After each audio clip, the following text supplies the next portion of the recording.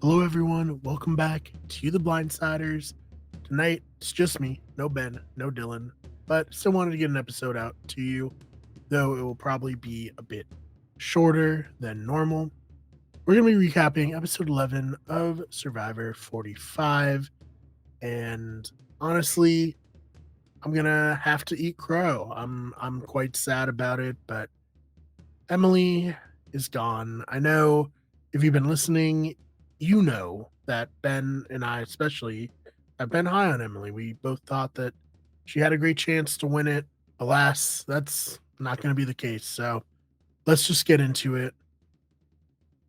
Get a little slideshow so I can keep myself organized. Otherwise, this would just be a big rambling mess, of course. So, episode 11, this game rips your heart out. And it certainly ripped my heart out. Let's start off with Emily's game. So Emily had a choice to make in this episode. She was able to go on the journey. She drew the green rock from the bag that was also teased in the promo, or I guess in the intro, not the promo, but she had the option to attempt the puzzle that the players at the very beginning of the season had an opportunity to complete to get supplies for their camp. Jake is the only one left who tried it. He was not successful, obviously. It's an extremely difficult challenge. I've looked at the solution online, and even without an hourglass, I don't know if I would be able to complete it ever without the solution being shown to me. So I do think all in all, it was a wise move for Emily to not do it. She felt she couldn't win the challenge. I don't think that's a crazy, assumption to make. She already had one of these journeys where she didn't do great on the challenge aspect of it. So she's like, okay, I'm going to keep my vote. We're going to look strictly results oriented, I guess. Yeah, she got voted off, so she could have used immunity, but for what happened, for what it was, I I think it's fine that she just was like, "I'm just gonna stay neutral. I'm gonna keep my vote and hopefully get through this round with, completely intact." So, obviously, very sad for Emily. I picked a sad photo of her to represent myself and many other Survivor fans who are rooting for Emily. She was a very good player. Last remaining Lulu and just a very entertaining presence as a whole. In this episode, I mean, she really didn't do much wrong. The biggest thing she did do was get herself on Julie's radar. And she did that by immediately claiming the Bruce vote. And I don't know if she necessarily needed to do that. I'm interested to see what you all think in the comments down below. It seemed like something that if she had just kept close to the vest, one, she probably wouldn't be super on Julie's radar, but two, she still would be able to claim it at the end of the game, and Bruce would be on the jury and be able to be like, "Yeah, Emily did say that. She did do that. It's a big reason why I didn't play my idol." So, not a great move by Emily here to not just kind of try to fade into the background to really want to stake her claim in the move.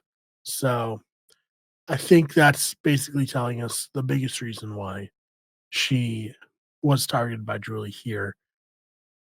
So obviously, I'm going to be kind of breaking down this move on how it affected everyone's game.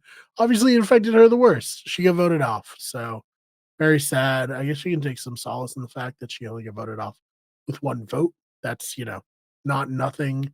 Got idled out. So I'll miss Emily. I don't know if she'll ever play again, but I'd be open to it. And I think a lot of people who are watching the show would also be open to it. She had a very fun and interesting journey over the course of this one season. So Jake, I think, is the player who one had the least agency, probably tied with Katora actually, but someone who is just kind of going with the flow. There's nothing he can really do at this point. I think Emily going out is good for him because Emily, before this episode, seemed like she was going to be the one who was in the pole position, as it were, the one who would be there for an eventual Reba 4 fracturing that I expected to happen later, but it seemed like this episode everyone was very gun ho about making it happen. So Jake, I think I like Jake obviously a lot as someone also from Massachusetts. I feel a lot of kinship with him. I think, we talked about it last week. His best case scenario right now really, really is third place, probably 0 vote getter.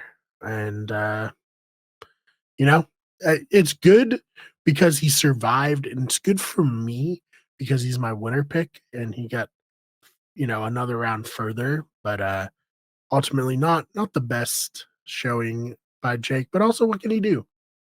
How much, no one's really seriously considering him. Katora, again, a lot of the same stuff I had with Jake.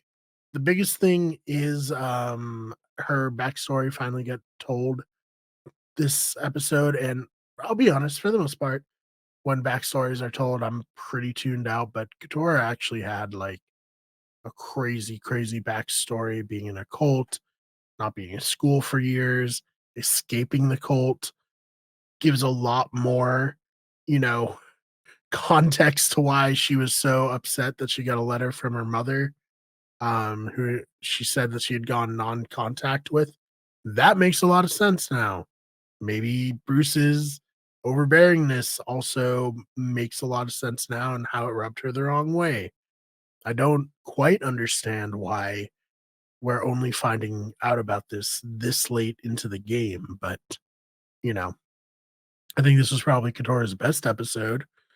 She got rid of Bruce last episode, but this episode we really get to know her a little bit more and understand her better. So that's good. But again, a lot of the same stuff that I said with Jake, I repeat here with Katora, not really controlling their own destiny, not much she can do other than go with the flow and just pile votes on whoever the majority wants out so she can be part of that majority here.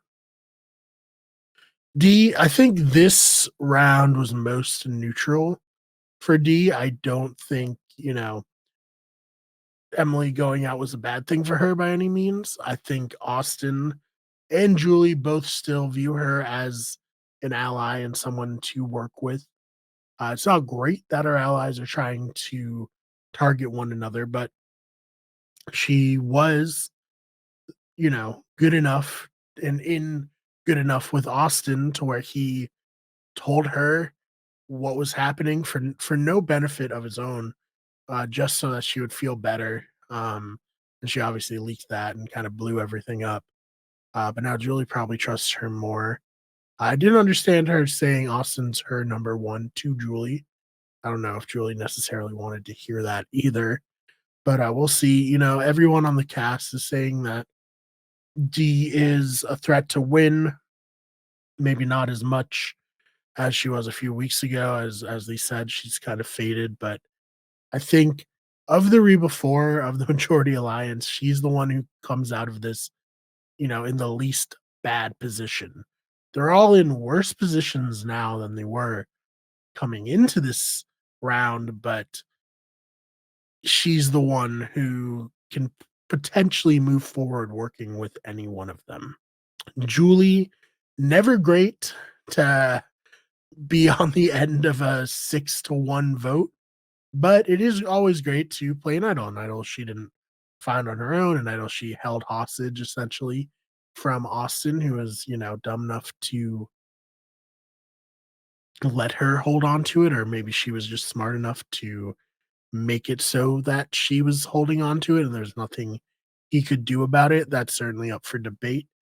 But she showed that she's close enough with D to where D was willing to blow up Drew's spot here and tell her what was happening. So I still don't know if she's in necessarily a great position because, similar thing we said to D a few episodes ago, you want people to think that you're a threat to win the game. But if they're like identifying you are the threat to win the game, so far out from the end game, then that's not great. So we'll see how she is able to adjust here. Drew, bad night for Drew. Um, he had his closest ally spill the beans to his to Austin's girlfriend, basically the island girlfriend, and that was bad. That was really bad. I don't know how he's going to recover from this.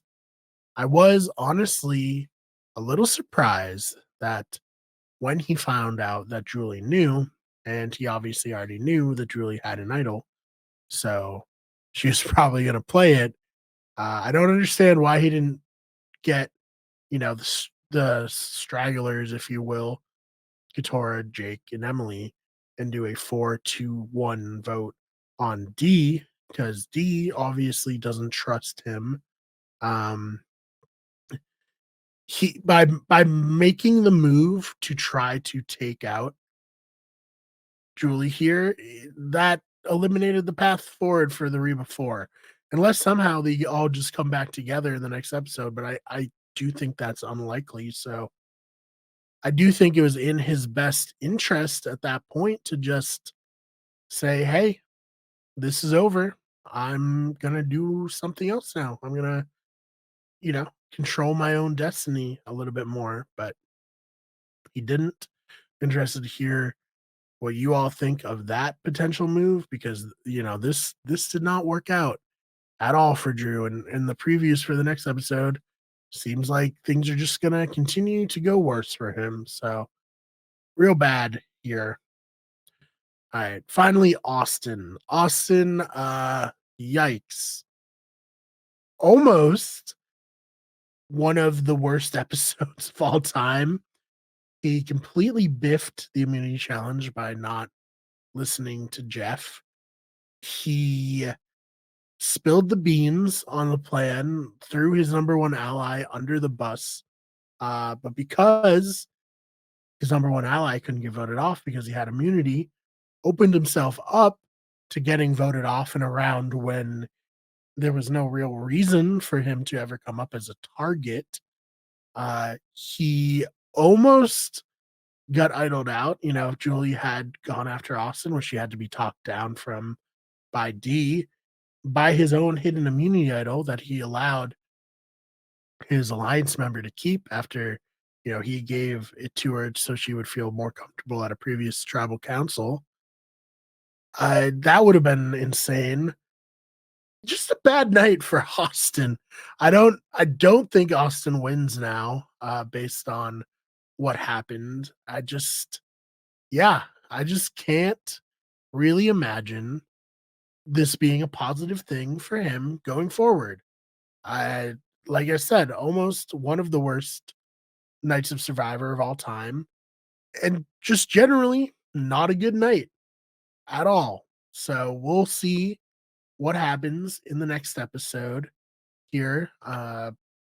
Once again, Jake survives. Very excited about that.